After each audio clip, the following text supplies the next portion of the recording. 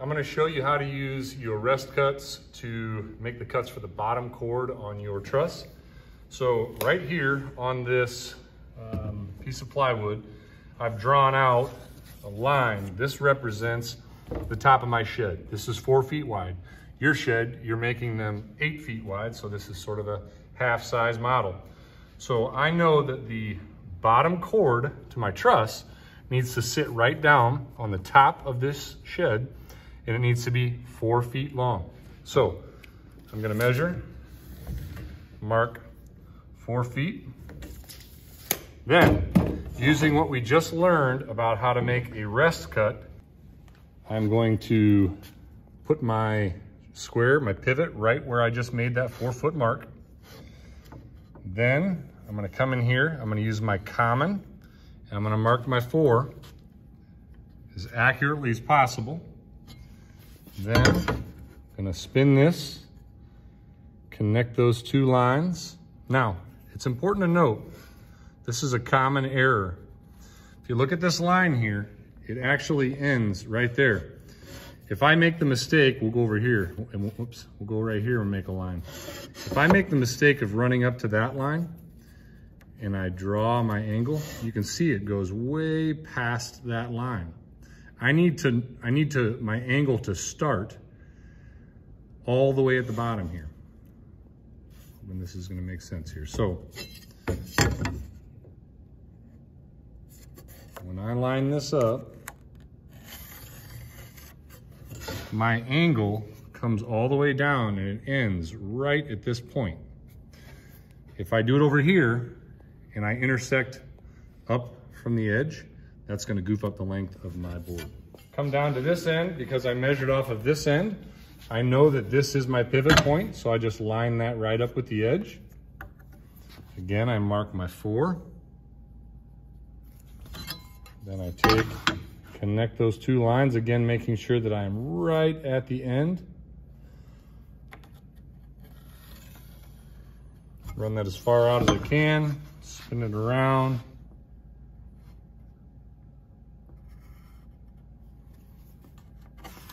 All right, now I'm ready to cut. We need to make this long angle cut. And if we try to make that cut, what's gonna happen is this guard is going to get pushed over to the side and it's gonna make our saw wanna move like this. And the only way to prevent that is to get this guard out of the way. Now, we always tell you, you're never allowed to remove a guard or disengage a guard. This is one of those instances where this saw is designed so that if your hand is clamped here and you hook this with your fingertip, even if this kicks, your finger cannot get into that saw. And so you'll pull this forward with your finger, you'll hold this like this, you'll line up the blade so that it's even, and you note the front edge of this base. The edge of this base denotes the edge of the blade, the inside edge of the blade. You will never use this to cut. Like, you will never watch this in order to cut. That will not get you an accurate cut. The only reason you're looking at this is so that when you line up the saw and you look at the back edge and you get the back edge where you want it, if you were to start like this, look at the front edge of the saw, you are way off and you're gonna start the cut so far off that it'll be difficult to correct it. But if I start back here and I get it lined up and I get the front lined up where it should be, then I know I'm starting the cut correctly. So I get lined up, I back it off so it doesn't kick when I start cutting.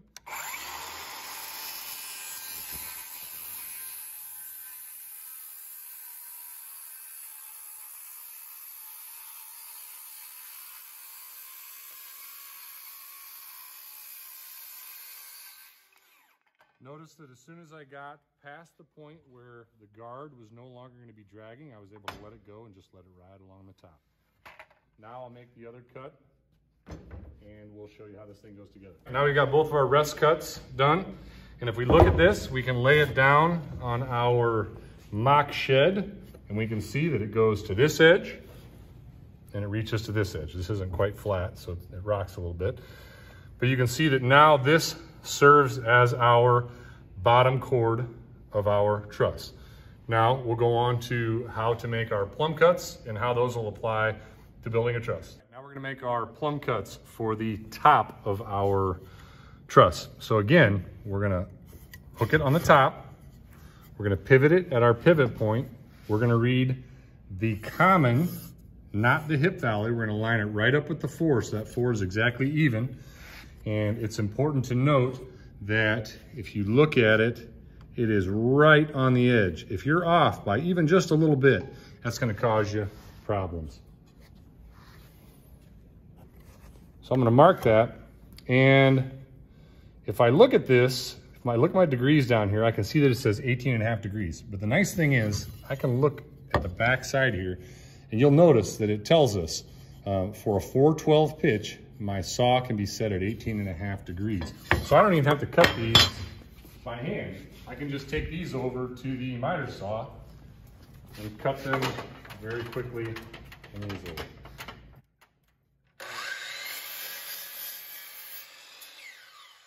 This represents my shed. Then I need to find my center point, the exact center point. Then I take my square and I square up from there and I mark that center. This is my center point. So if my trusses come up, they need to meet exactly in the center. Now, I need to know, if I'm gonna create a truss here, I need to know what the slope or the pitch of my roof is. So we know for this shed, we're building a 412 pitch. So for every 12 inches, it needs to go up 4 inches. So if I've got 12 inches, goes up 4 inches, another 12 inches, goes up another 4 inches. That means for 2 feet, I need to go up 8 inches. So now we'll begin to cut some pieces and we'll show you how this whole thing should go together. So we've cut our board with our 2 rest cuts. At each end, it's 4 feet in length because our shed, our mock shed, is 4 feet in length. So it goes in place even with both ends, and it's sitting on the top of the shed. Don't get confused and put it on the bottom of the line because it can't go inside the shed. It has to go on top of the shed. Then we have our 2 boards that have our 412 plumb cut on them, which we know from looking at the back of the square is an 18.5 degree angle. We have our line that is 8 inches up because we need 8 inches of rise for 2 feet of run. So we should be able to lay this on here, and if we did all of our math correctly, all of our angles should line up. We should have a truss that meets, and all of our angles are good. So take a look at all those different angles. So they should be good and tight, and we should be sitting down on our line with our bottom chord. We should be intersecting our center line with our plumb cuts on our top chords, and we should be at that 8-inch height. And if we are, and everything looks good, now we have a prototype that is good. So we will then take a permanent marker, and we want to do this cleanly because you're gonna have to assemble. This will be the last truss that you build. You'll have to assemble this and you'll be looking at this up in your roof. So you want to be clean with this. You want to write pattern left chord. Pattern right chord.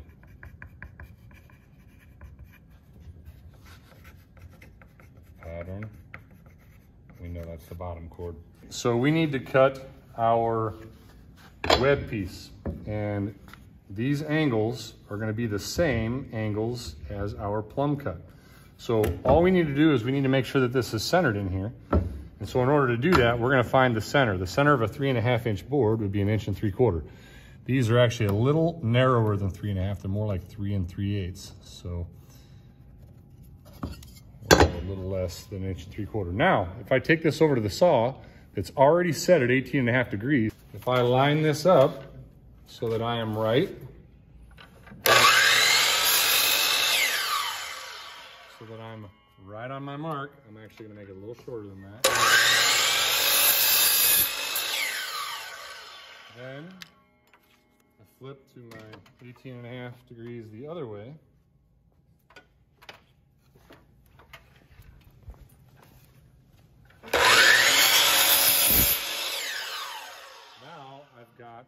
correct angle. Now I need to determine my length.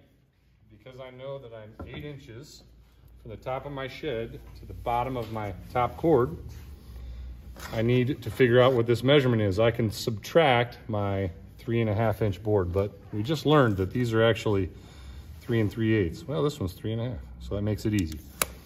So that tells us that we are 4.5 inches in length. So if I hook on to my longest point and I mark 4.5, I can come back over to my saw,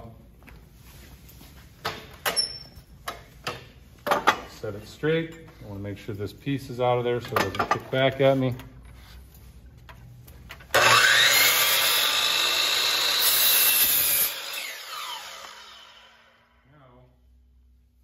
if I did my math correctly, this should slot right in here. We should have a finished truss.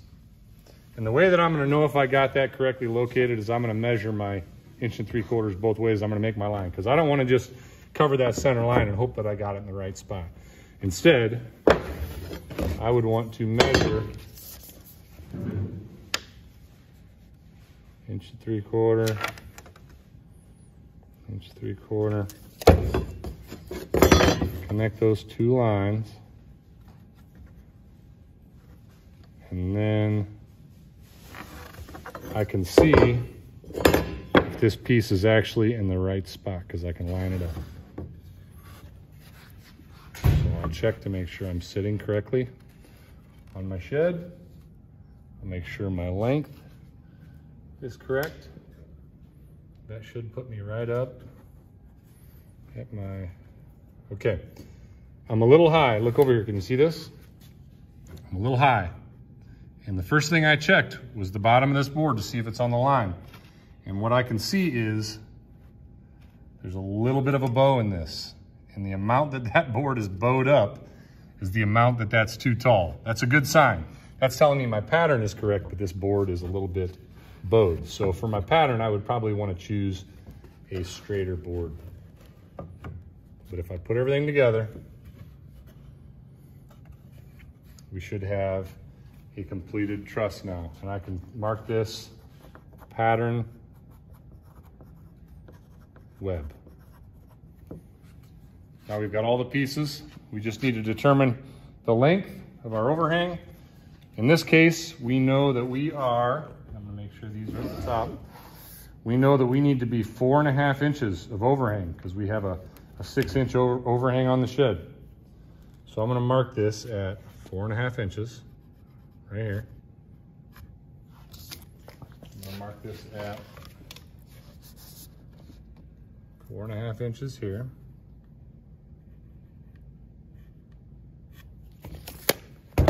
Now I can square this up, use that as my pivot, pivot it out to the 412 common, make my mark. I got a lot of marks down here, so I want to make sure I don't confuse myself. There's some old marks on this board. I want to make sure that we don't cut the wrong marks. Square this mark up. Use my pivot, pivot it out to 412 common, not hip valley. Mark it, take these over to the saw. Do not ever try to make this cut like this. See the way my arms are crossed? If you're right-handed, you're gonna be tempted to do this. You, under no circumstances, will ever try to make the cut that way. Now, if all things were done correctly, we should have a functional truss that hangs past 4.5 inches this way, 4.5 inches this way. There's 8 inches of rise from the top of the shed to the bottom of the top cord. And now that we have all these patterns, we will take every one of these patterns and mark out all of our pieces. Now this is very important to note. First, I'm going to use a nice sharp pencil. See how you can barely see that line? It's so tight to the board. Do the same thing over here. Now, I'm going to use a really dull pencil.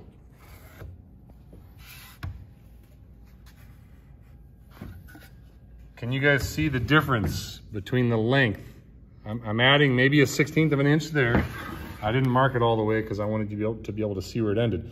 That's a solid 1/16 of an inch there. By the time you look at the total length of this board, if you use a great big fat pencil, this thing will be 1/8 of an inch longer than this one, and it will not fit inside of your jig.